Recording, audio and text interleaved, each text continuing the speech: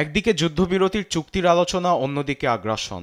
চুক্তি যখন চূড়ান্তের পথে, এমন সময়ও গাজার মাটি কেঁপে উঠছে ইসরায়েলি হামলায়, ঝরছে ফিলিস্তিনিদের রক্ত। অধিকৃত পশ্চিম তীরেও মঙ্গলবার অভিযান চালায় দখলদাররা, সেখানেও হতাহতের খবর মিলেছে। উপত্যকায় যুদ্ধবন্ধ ও জিম্মি মুক্তি প্রশ্নে কাতারের দোহায় যে আলোচনা চলছে, এ নিয়ে আশাবাদী মার্কিন পররাষ্ট্রমন্ত্রী অ্যান্থনি ব্লিংকেন। তার মতে, হামাস মেনে নিলেই চূড়ান্ত প্রস্তাবটি কার্যকর হবে। সেই অনুযায়ী ট্রাম্প প্রশাসনের কাছে হস্তান্তর করা হবে যুদ্ধ পরবর্তী বিষয়টি।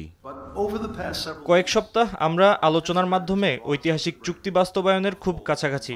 কাতার ও মিশরের সহায়তায় হামাসকে চূড়ান্ত প্রস্তাব দিয়েছি। সবকিছু হামাসের উপর নির্ভর করে, তারা মেনে নিলেই চুক্তি বাস্তবায়িত হবে।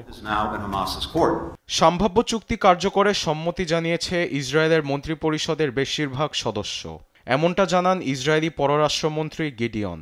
এর আগে বহুল আলোচিত প্রস্তাবিত চুক্তির অগ্রগতি নিয়ে মঙ্গলবার সাংবাদিকদের মুখোমুখি হন মধ্যস্থতাকারী দেশ কাতারের পররাষ্ট্র মন্ত্রণালয়ের মুখপাত্র মোহাম্মদ আল আনসারি। চুক্তিটি নিয়ে দোহায় চলা আলোচনা খুবই ইতিবাচক। বলতে পারেন আগের যে কোনো সময়ের চেয়ে চুক্তি চূড়ান্তের একেবারেই কাছাকাছি। আশা করি শীঘ্রই ভালো খবর দিতে পারবো আমরা। চুক্তির কিছু বিষয় হামাস ইসরায়েলের যেসব দ্বন্দ্ব ছিল তার সমাধান হয়েছে বলেও জানান তিনি। গড়িমসি না করে অবিলম্বে যুদ্ধবিরতি কার্যকর ও বন্দীদের ঘরে ফেরার দাবিতে উত্তাল তেল আবিব। সবার মুখে একটাই কথা, যুদ্ধবিরতির চুক্তি কার্যকর হোক। সম্ভাব্য চুক্তি নিয়ে আতঙ্কে আছি, কারণ এখনো আলোর মুখ দেখিনি। অপেক্ষা করছি কখন বাস্তবায়ন হবে, যা সবার জন্য মঙ্গলজনক।